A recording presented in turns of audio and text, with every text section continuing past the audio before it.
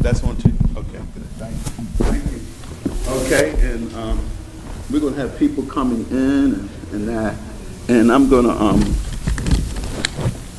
me see. Okay. When they come in, we'll make sure.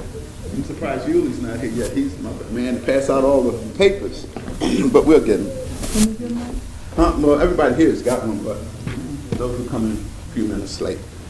Okay, now let's do a little review. We have a lot to cover today. And, as one of the persons that I pick up today, y'all will be the first to know it. This will be our last lesson. We started this journey 1 year ago, July last year, and went on this journey on getting Truth Project, getting a biblical worldview.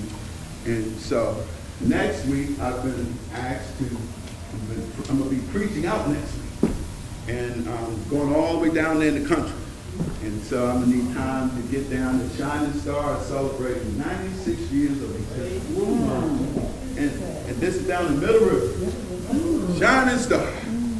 So they asked me to bring the word, and so I'm going to, and you know, if it's 40 minutes away and I teach next week, I'll be going like this, excuse me, I got to go, and then I'll be down the road. Don't want to do that, so I want to just be able just to relax. Sister Mary Town, I'm getting more sleep now. Oh, wonderful, because you prayed. And so I'm getting more sleep, and the situation hasn't changed. But I'm changing in it. And we got neighbors that like to ride their motorcycles 4 o'clock in the morning, 3 o'clock in the morning. You know, they just, I don't know why, but they like riding their motorcycles. But I just say, Lord, that's okay. And you got me in that. So I spend a lot of time in the living room. You know, I can sleep better in the living room, especially on Fridays and Saturdays. And I found that that's what I have to do. But enough said. I want to get into this because we got a lot of information to cover, and I want you to be on top of this. Look at what it says on page 118. You're looking at truth number 1. You see that? You where I'm at? God so loved the world. Look at what it says here. Our Lord is actively involved in this world, and he wants us to join him in that work. He's not just involved, but he is actively involved. That's not passive.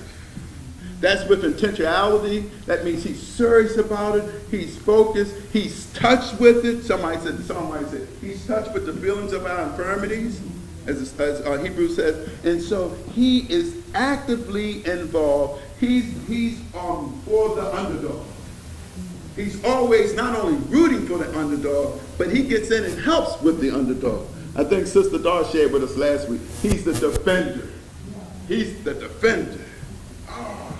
And so we talked a little bit about that, and salt and sodium. And Sister Mary came up and she shared with us, and she forgot she was supposed to be nervous, and she just said, and this one got this in it, and this one got this in it. And then I gave her the mic, and she said, that's right. It was wonderful. I said, look at the Lord. Look at the Lord do that. Thank you, Lord. A year ago, she would have said, what? Well, I'm just talking about the grace of God. I was so happy for her.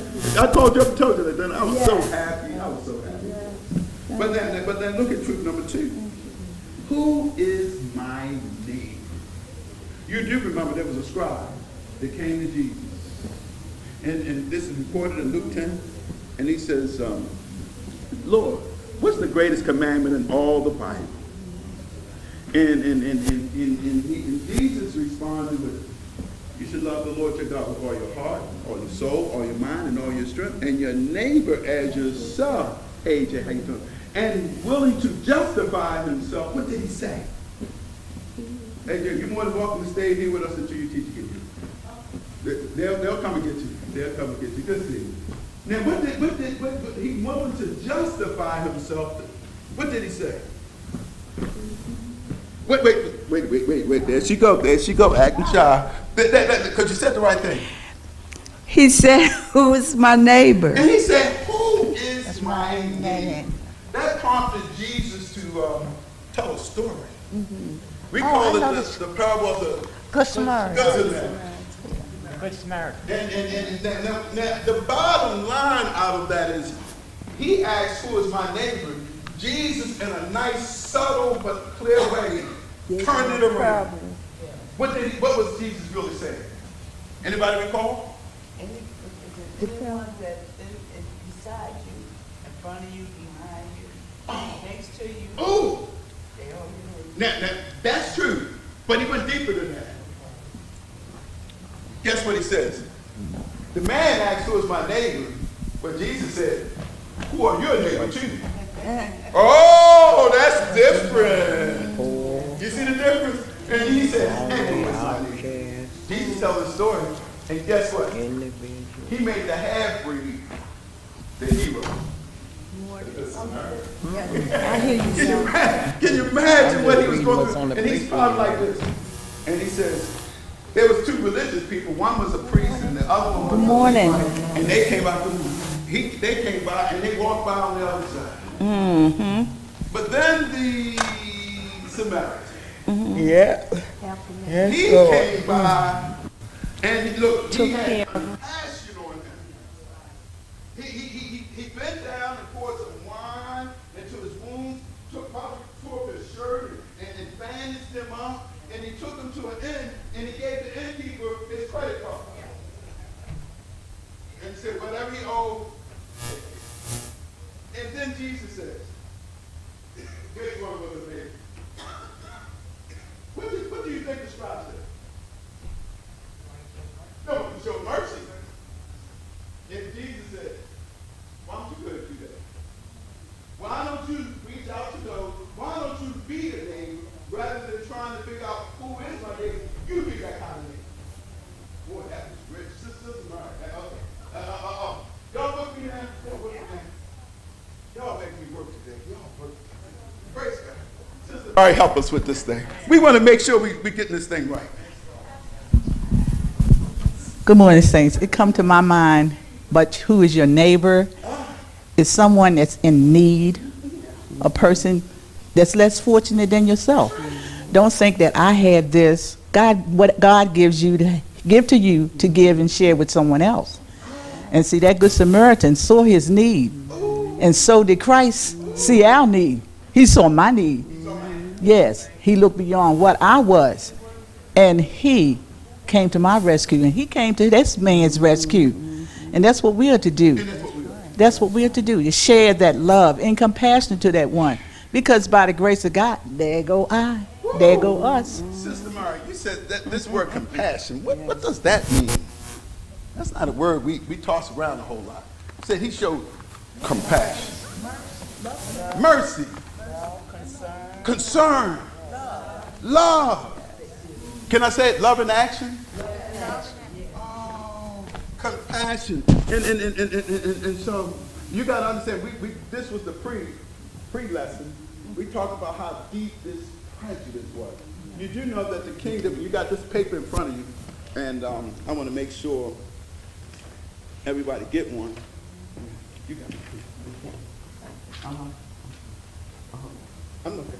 Because I know AJ want to make sure she get removed. Uh-oh, here comes Cece. Okay, that's a handout. That's one of the handouts. Just take the handout, Sister Cece. And this is going to be a quick overview, but this is a future study that you can do on your own. To understand how deep this thing was, this prejudice, and this is on your paper. I'm going to walk you through it. I'm going to give you a real brief overview of a divided kingdom. The first king of Israel was, name started with S. Saul. Next one was David. This is not on the paper. And then it was Solomon. But because of sin, primarily idolatry, worshiping false gods, he took the kingdom from them and he split it. 10 tribes went north, 2 stayed in the south, Judah and Benjamin. The south was called Judah. The north was called Israel. And they set up their own little thing, their own worship kind of thing. And God would raise up prophets to speak to them and say, turn back to God. You see, the prophet was those who spoke to the people on behalf of God. Thus says the Lord God. Oh, But the priest spoke to God on behalf of the people. Different role. And so by and I want you to see this on your paper. You see where it says on the left-hand side, all the way at the bottom, 721 is a critical year. Because that's when the Syrians came and took the northern kingdom. I mean, scattered them. And then they planted their own people in there and said, let's intermarry with them and intermingle with them, producing another race of people called the Samaritans. And so that was 721. And then when Jesus must need go through Jerusalem in John chapter 4, instead of what they did in that day, and I want you to catch this is the little overview. Instead of what they did was, up north was Galilee, okay? And the south was, thank you, and the south was Samaria. And at the southern tent was Judea. Now, so let's call this the whole.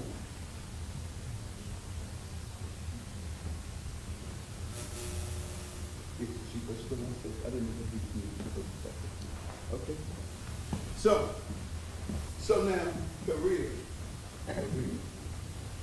Now, so that when the Jews were down in Judea and they wanted to go up to Galilee, they normally, because of prejudice, would do this. Go around. But in John chapter, I want you to turn to John chapter 4. You're going to see an amazing word that I know you've read this many times. I want you to see this. John chapter 4. And we're only going to read a few verses, but we just want to show you just how steep this thing was. And you can write a note, once you get there, you can write a note, put 2 Kings chapter 17, verse 24, which gives you how all this prejudice took place. So that just write down, 2 Kings chapter 17, verse number 24. You just write that down. We won't turn there. But we want to look at John chapter 4. Given that this was the norm of what, now, those who understand their science and their math, what is the shortest distance between 2 points? Straight line. Straight line. Bill, come on, Bill, you roll with it. So if they wanted to go to like Sakar, right here, they wanted to go somewhere here, they could actually go like this. But what prevented them from doing that? Prejudice. Prejudice? Yeah. They didn't even want to come anywhere near a Samaritan. They're half-breeds. And so what they would do is they would go all the way over here, and come in like this. I want you to see John. You're in John chapter 4? You're going to see an amazing verse that I know you've read hundreds of times. John chapter 4. Look at this. I want to start at verse number, let's start at verse 3. Let me back to verse 1. Therefore, when the Lord knew that the Pharisees had heard that Jesus made and baptized more disciples than John, parentheses here, though Jesus himself did not baptize, but his disciples. Now watch this. We're talking about this. He left Judea and departed again to Galilee. We read it, right? And what the normal thing would be to go far east, go around near Perea, work your way on up and come around, so that you wouldn't come into contact with these despised Samaritans, these half-breeds. Next verse is a powerful verse. Look at verse number 4. But he, referring to Jesus, needed, and if you have the King James, it's must need, but he needed to go through Samaria. Boy, that was radical. Do you know how radical that was for Jesus to go up in here? And the story lets us know that there was a woman that he needed to talk to. And a rabbi teacher would never be seen public talking to a woman. But a Samaritan woman? Phil, why not been married 5 times? She was a reject amongst the rejects. Yeah, even your own people are prejudiced against you. Oh, what, did you say that, Bill? Wait a minute, Phil. Bill, you're giving up some truths here, man. We didn't hear that. I said, even your own people were prejudiced against her. So, prejudice is sin. But her own people, that's why she had to come out at noon. Because they normally would come out in the evening or early in the morning because of the sun. But because she had slept with so many men, and she was a despised woman, an immoral woman, shacking up with the 6th man. And Jesus says, I must need go through Samaria. But he knew this would be kind of radical. So look at what verse 8 says. Verse 8 is an interesting verse. For his disciples had gone away into the city to buy food. Can you imagine if when Jesus is talking to the woman at the well and said he was thirsty, and then the disciples were there? You know Peter would have said something. Oh, yeah. Jesus? Jesus! So Jesus, knowing that this was so radical, he sent them on an errand. Look, brothers, y'all go to town to get some food. I got I got a job to do here. Now, and so this thing was so deep, and y'all know the story so well, but it was so deep that it needed to be dealt with. And so I said all that to say that so when Jesus was telling this, back in Luke chapter 10, that he was telling this scribe that you need to become a neighbor, you asking, who is my neighbor? A better question is, who are your neighbor to? And then as he's listening, maybe like this, and then he says, a priest came by, saw a man that was left half dead, had been beaten up, left half dead, and one of your folk, the Jews, one of your religious folk, I'm going to say this, one of your preachers stepped over him and said, oops, I don't want to get myself contaminated. I got work to do. Whatever the reason, he looked and went on the other side. And then the Levite, the deacon, I'm sorry, Brother Will, the deacon said, it's not my turn. No, I'm just saying. But then the Levite, he too looked and crossed over on the other side.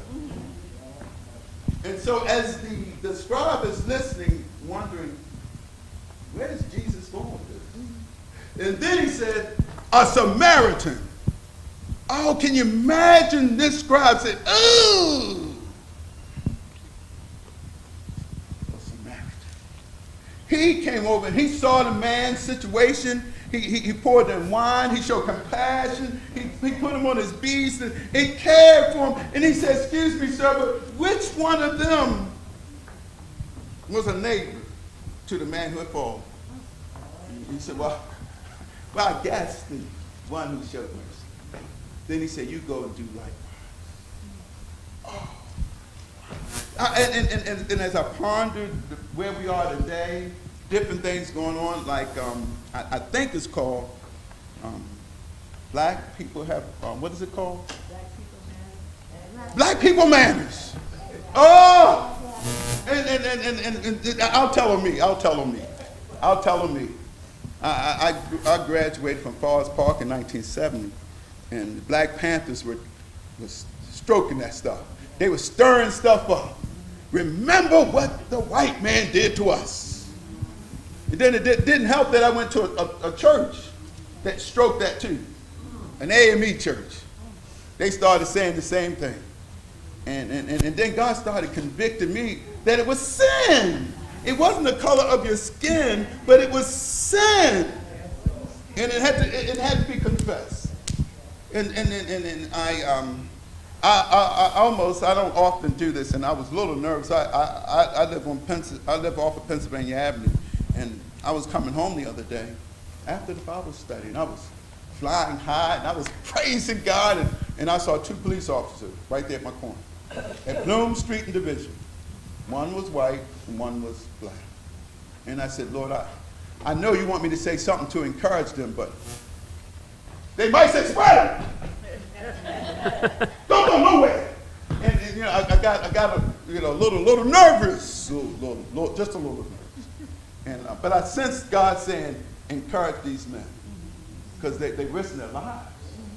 And I went up and I said, cleared my throat, and I said, excuse me, officers.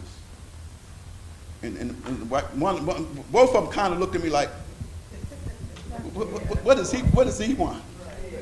I didn't have a suit on, so I couldn't fake it, you know. I was just dressed.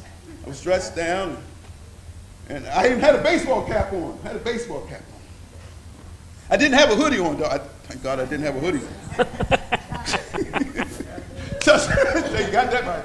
And I said, officers, I want to thank y'all for keeping our streets safe. And the white officer did like this. He was shocked. And I shook his hand, and then the black brother that was there, I said, you too, sir, I just want to thank y'all for the fine job you're doing. And he said like this. And the white fella still had his mouth open, and I almost told him to close because I didn't want a fly to get in it or something. But he just wasn't used to that. He wasn't used to it. And then I just said, I did like this. Then watch this, I did like this. Y'all keep doing this. And then I walked in and put my hand on his shoulder. What was that? Assault. Yeah, that would have been assault, you know. But I didn't think about it. And I went on in and I said, Lord, thank you for giving me the courage. You know, and I know they probably said, I don't know who that guy was. Wait, but let's check and see where we are. But so look, let me hold this, Bill, because Bill, I know I'm gonna have to give it back to you in a minute because you're on the road. But now, you ever heard of this saying, there's an elephant in the room? Y'all know what that means? Anybody ever heard that terminology? Sister, you ever heard that? Now, Tiffany, I know you heard it, right? Yeah. Okay. Would you tell us what it means? As you wait a minute. Now.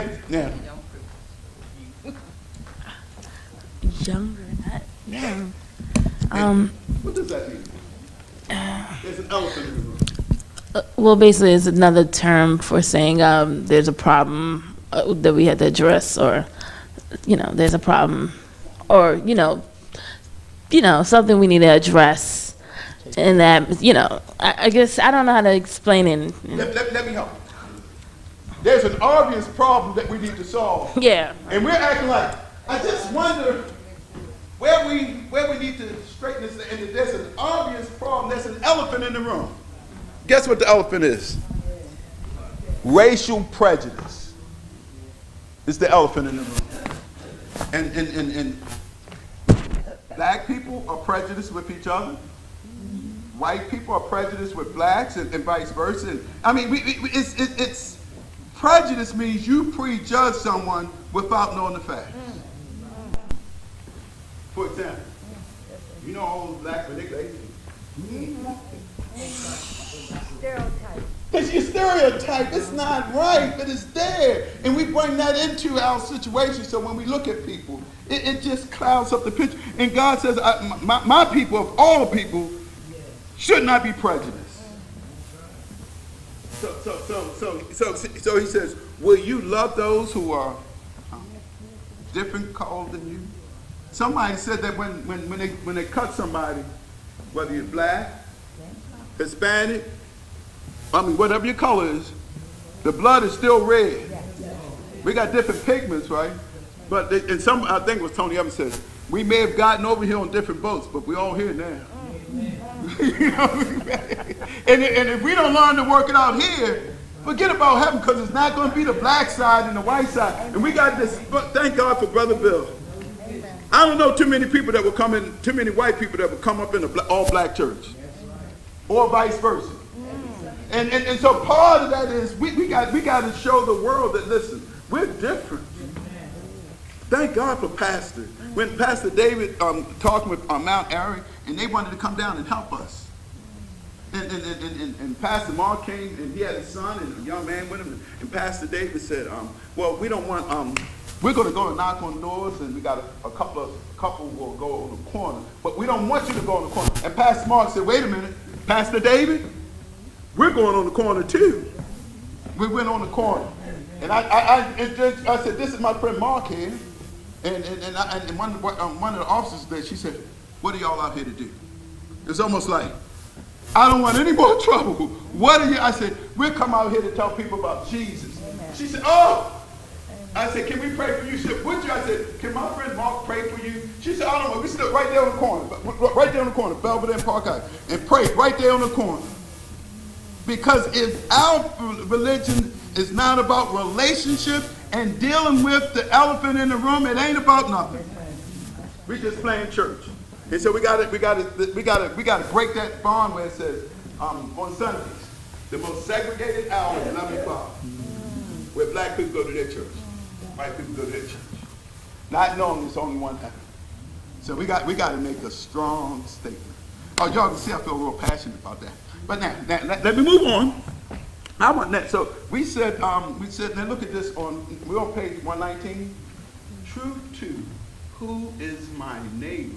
A better question would be, who am I a neighbor to?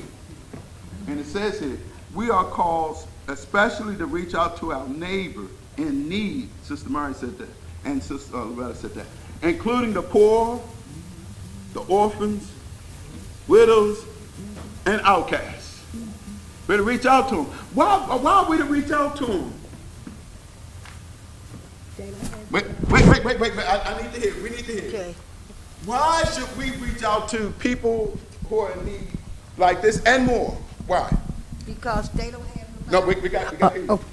because they don't have no one else to turn to. They don't have anybody else to turn to, and we imitate God by doing what God would do. God says, I am their defender.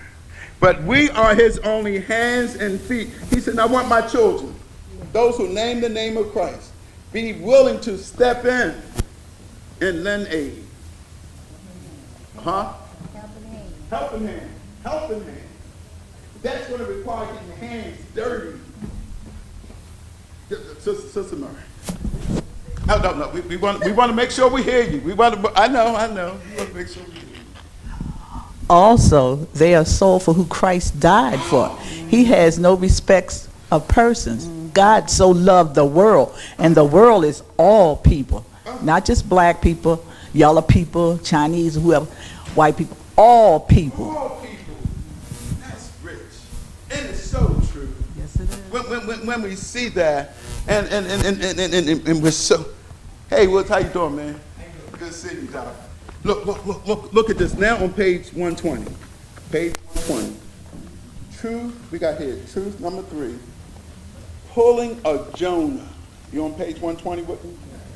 Pulling a Jonah. Wow. Today's Christians are relatively uninvolved in the culture compared to believers who have gone before. We had believers who risked their lives to get involved. Now, Bill can help us with this one. There was a fellow, his initials are WW. Bill, do you know anything about WW? William Wilberforce. Oh! I thought I just kind of probably called. Tell us about William Woods. Do you know anything about him? Well, he was opposed to slavery of the black people. Mm-hmm. Where was he from? England? England, right. And as a result, thank you, Bill.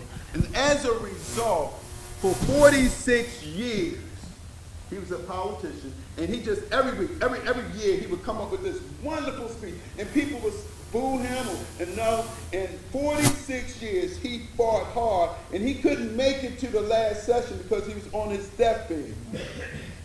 And 3 days later, he was gone, but guess what? Slavery was done. put his life on the line. That's what God had called him to do. And so we had Harriet Tubman concerned about slaves. She had gotten away. But she said, no, they're still slaves. And she kept going back over risking her own life. We had so many people. But now the question is, look at this now on page 120. What are some examples from the past or present that make you feel good about the Christian community involvement in the world? Are there anything that's going on today or in the past that can help us to see that we're making strides in that area? Anybody? Martin Luther King. Wait a minute. Just like, I don't know. I heard you, but we don't. You know what I mean? I heard, but now. Martin Luther King was for equal rights for everybody, not just for black people. Yeah, for everybody. And he knew, because he had some death threats, he knew it would cost him his life. His life, and it did. But he said, I had a dream. He had a dream. He had a dream. And that dream has not completely been fulfilled. Now watch this now. I want you to, now I'll come back to you, but now I'll go to some today. Samaritan's Purse. Anybody ever heard of Samaritan's Purse? Who's the leader of that?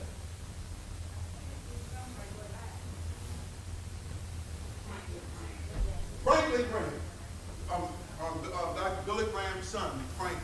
And he had such a burden for people who are, had lost everything, and all kinds of stuff that had hurricanes, and just people losing everything. But they were looking for someone who would take his father's place. And he says, I don't know if I'm the right man for it, because I'm not like my daddy. My daddy has these crusades all over the world, and I thank God for that. But God has put in my heart to be involved in touching people right at their critical need, and I just don't know if I'm the right man for that. Someone said, well, why don't you do both? So he heads up the Billy Graham Evangelism Association, and he heads up Samaritan's Purse. And whenever there's an outbreak anywhere, sends people. Samaritan's Purse. I thought of also to look at this. I'm sorry. Wait.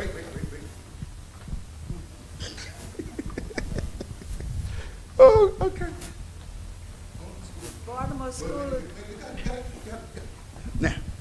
Baltimore School of the Bible contribute to the Samaritan Purse. Every year, they would ask us to put something in a shoebox. Oh. And each person would put something in the shoebox for a child or whatever, and then we would send it off. Wonderful. I don't know if they're still doing it or not, but when I was going there, that's what they were doing. And Prison Fellowship does the same thing with Angel Tree. And they put them in there, and they help out the prisoners. And can you imagine a man or woman in prison, and they get a box, and it's a gift from their children or their child. So just so many ways that we can do that. I thought of somebody help me with what these letters mean. YMCA. What do those letters mean? I think Sister Carolyn, but we can't leave Sister Carolyn out. She's been, we don't.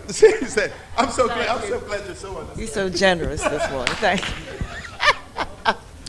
Well, that's interesting because you always hear the letters so much, and you don't realize that's the Young Men's Christian Association. I'd like to see what their mission statement, how it's read. Well, again, there's one in Louisville, and since I'm about 5 blocks from there, I went in there one day because I knew what the letters meant. I said, I'm Brother Larry, I'd love to come in and start a Bible study. What they say? You want to do what? I said, a Bible study, and can you give us? We'll get back to you. Just give me your number. They never called me. So I called back and said, well, maybe somebody I missed the call. No, that's not the direction we're going right there. Wow. And so even though that's what it was predicated on, especially when go there and I'm in the locker room and some of the language. So even though it was predicated on it, they've gotten away from that, unfortunately. So now look at this. And then there's World Vision, Feed the Hungry, St. Jude Children's Hospital. There's just so many. But then I have this question that I want to ask. This is more pro-weed, number 2 here. Why are some Christians today seemingly reluctant to help out a sinking ship? Here's the rationale. Here's the thinking. Well, this world is going down. You know, and there ain't so much you can do because Jesus is coming back. And it's beyond now. Just let it go. No, we're going to huddle up and stay right here in the church and have programs. We're going to keep it going. We got nice choirs and we're going to, but because you just can't help those people. Those people don't want help. Listen to this. Michael pulled up the mission statement. Okay, let's hear the mission. It says, to put Christian principles into practice through programs that help healthy spirit, mind, and body for all. Core values, caring, to demonstrate a sincere concern for others, for their needs and well-being. Wow, I just got some counsel. I need to take that back and show it to them. Right? Just say, well, look, this little concern, I put this up. Right. And you know what they're probably saying? Excuse me for 1 minute. I think my boss just called me in the office. I'll be right back. It's some nut out there want to shake things up. But I still need to look. I owe them that. Thank you, Pastor Mike. We need to show them that because now, they frown, they did all kinds of stuff there. But they don't want Bible study. Is that Washington? We got to make that. Because you know what? We don't want them to say, oh, I'm sorry, sir. See, it says. I was interested too in what year that was when it was. What year was it? I don't know. It doesn't So say. I'm a phone. I got to make sure because I don't want them to say, well, sir, that's what we did back YMCA in Maryland. 1845. We don't do that no more.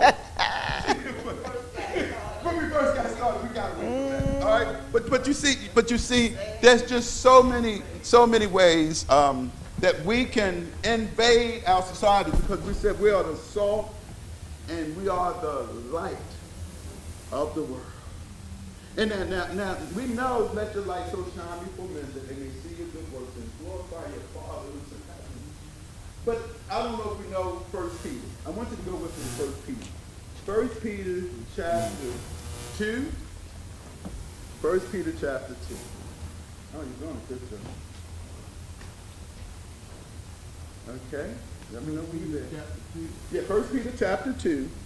And I'm gonna pick it up at verse number 11. For the sake of time, you can read the whole chapter. I want to look at 1 Peter chapter 2. 1 Peter, not second, but 1 Peter chapter 2. Look at verse number 11. 11 and 12. Everybody with me? Okay? Look at this. Everybody there? Okay, you there? 2 Peter? 2 Peter. 2.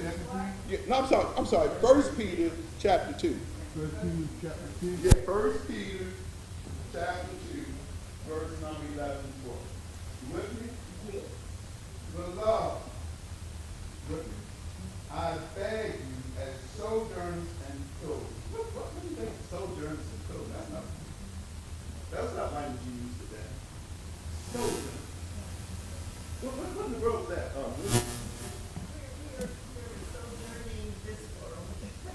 Wait, but now, Miss Teacher, you can't define the word with the same word. You got to help the class out there. Yeah, right, because he said beloved. Right. Man, that's right. As sojourners and pilgrims. Now, I know Pastor Michael will pull out a smartphone, man. He'll look that up on us, man. But no. It says where? So we're what here?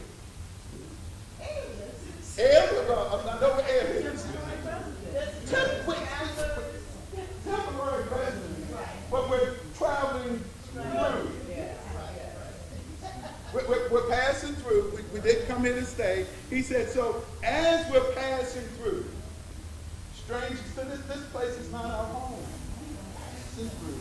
He says to us, and we know from Sister Coleman said this, for love I beg you as sojourners and pilgrims, abstain from fleshly lusts which war against your soul.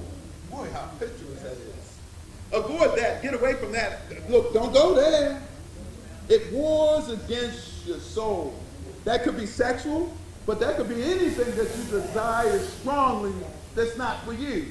Because they war against our souls. And then he says this. Have your conduct. Have your conduct honorable amongst the Gentiles. What do you think that means, have your conduct? Conduct. What's that? Behavior. Okay, I like that, Bill. Have your behavior. Have your behavior honorable amongst the Gentiles. Gentiles here would be pointing to those who are unsaved. Right? So let's look at this. Having your conduct, your behavior honorable, rightful, godly, amongst the lost or amongst the Gentiles. Here's this purpose for us. That when they speak against you as evildoers, they may be, watch this, they may by your good works, which they observe, glorify God in the day of visitation. Wow. Did you get that? In other words, they may criticize us, talk about us like a dog, criticize, ostracize. But then they say, but we can't get away from those works. Good works. Why in the world would you still do these good works when we talk about it? Story told about Abraham Lincoln. I think the guy named was Stuart. This guy talked about President Lincoln like a dog. He said he called him a gorilla. I'm thinking, oh, he said, now where was Lincoln from? Somebody told me, where was he from? Illinois. He said, there's a gorilla living in Illinois. He said, he's the ugliest man I've ever seen. He did this publicly. And then they needed somebody to go oppose. And bless his heart. Lincoln called him and said, I want you to go oppose. I think it was Secretary of War. And somebody said, do you know what he's been saying about you? He says, doesn't matter. He's the best man for the job. Ooh! When he was assassinated, this man says, there lies the greatest man of character I've ever met. Woo! See, we're like land. He says, look, the Lord says, just keep quiet. I'll fight you. I'll fight your battle. He says, but I want you to be able to have a firm grip on this. Since we're passing through. We don't win people by becoming like them. I got a question to ask class. I got a question I need to help with. What is the difference in acceptance of someone and approving of their lifestyle? Let me put it another way. If someone accepts us and we're wrong, does that mean we also approve of their lifestyle?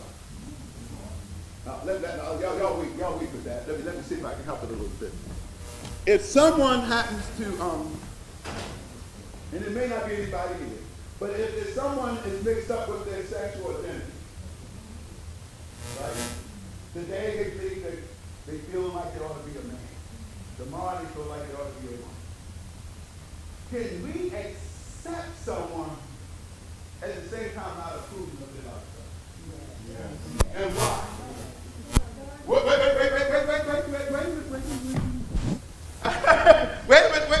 We don't want anybody to miss this. Do you hear the question? The answer was yes, because God accepts us. We are broken and we've done some terrible things. And he accept us, he still love us, so why not?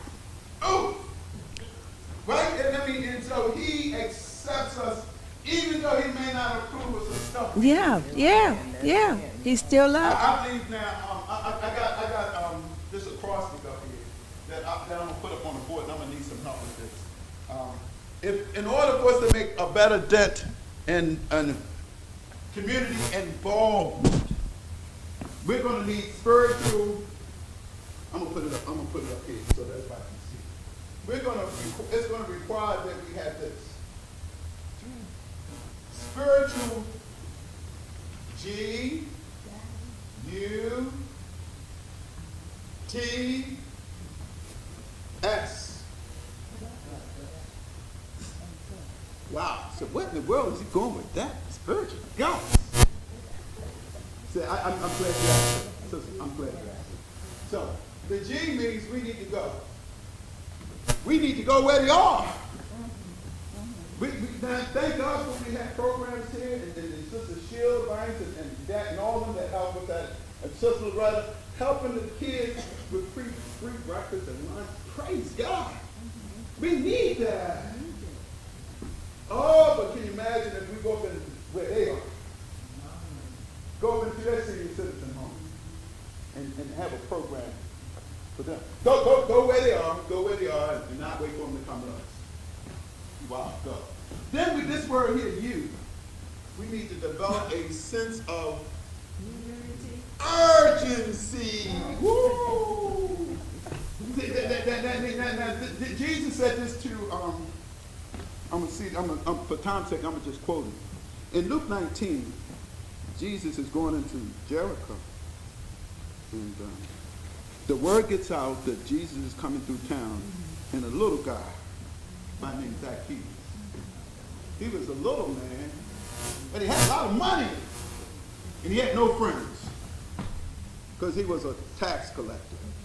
And they said he was rich, so he ripped the people off. He was considered a traitor. And when they saw him, they walked on the other side. So Jesus is coming in town, and he hears word, Jesus is coming.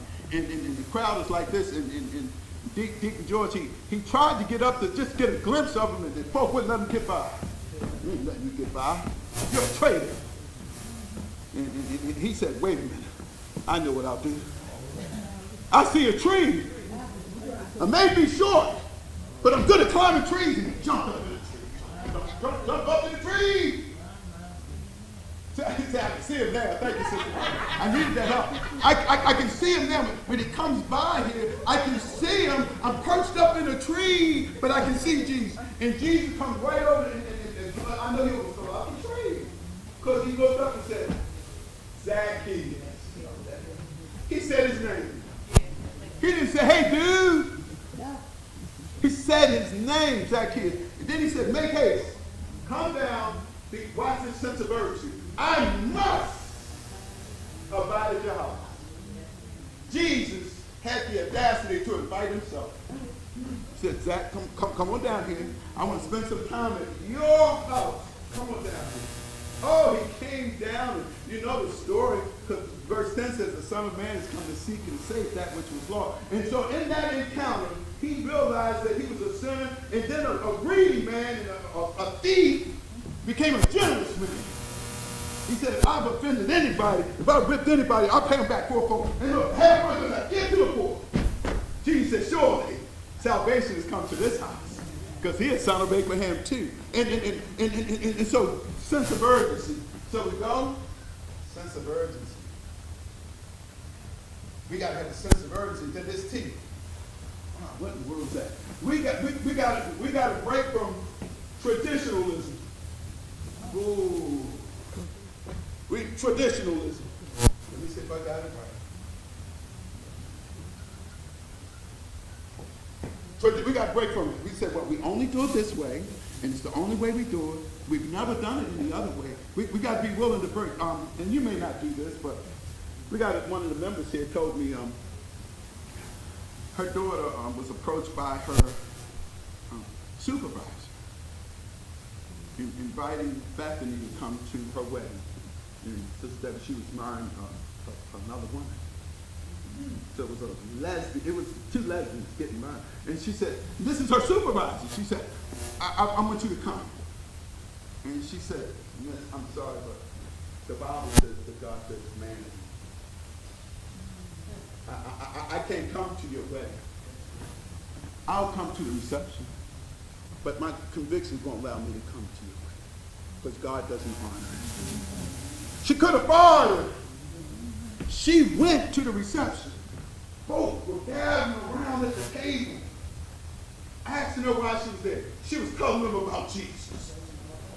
If we're going to make a difference, the guts, go where they are, not wait for them to come to us. Develop a sense of urgency. Break with traditionalism. Uh-oh, what in the world? I got to come up with something with this S. Somebody help me with this. Then we gotta stay creative. Stay creative. That means, that means, I think with Sister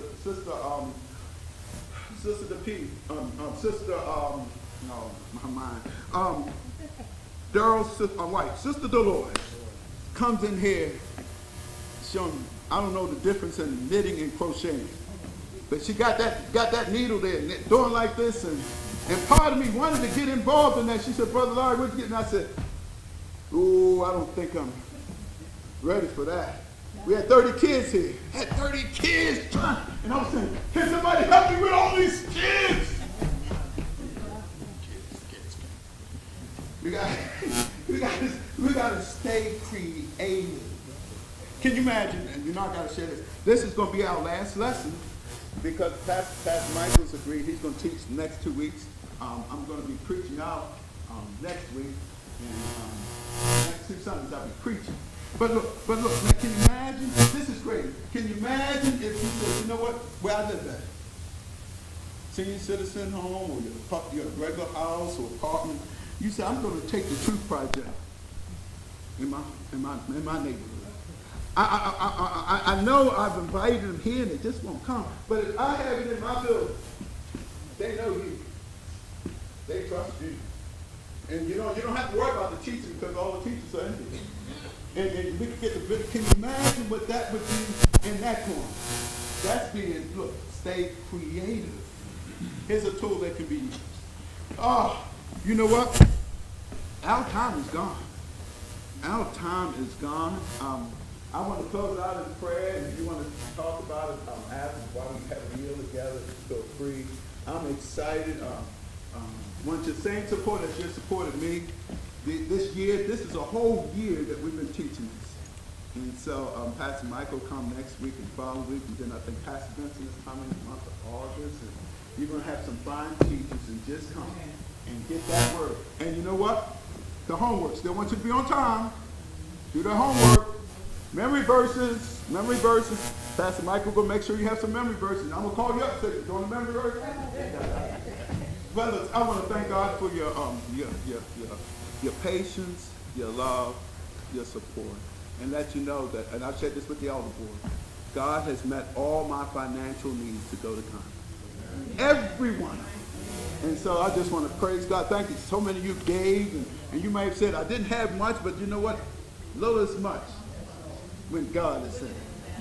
And the Master said, let's pray. Lord God, our Father, you're indeed thank you for the time we've had in your word.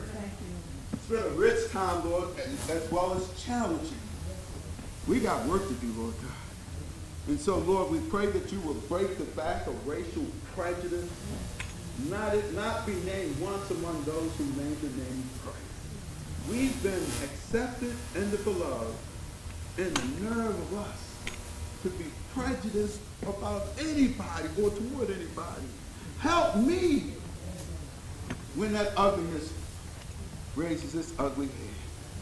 And now, Lord God, we do pray, Lord God, the Republican convention will be starting Monday. Mr. Trump has chosen, we believe, a good man, Mike Pence, Lord God. But we pray, Lord God, for that safety, because this thing is still with us, racial prejudice, and that you will step in, protect, and keep us, use us for your glory. Now, as we go downstairs to eat, bless our time together. We thank you in advance for what you're going to do. Even now. In Jesus' name. Amen. Let's give him praise.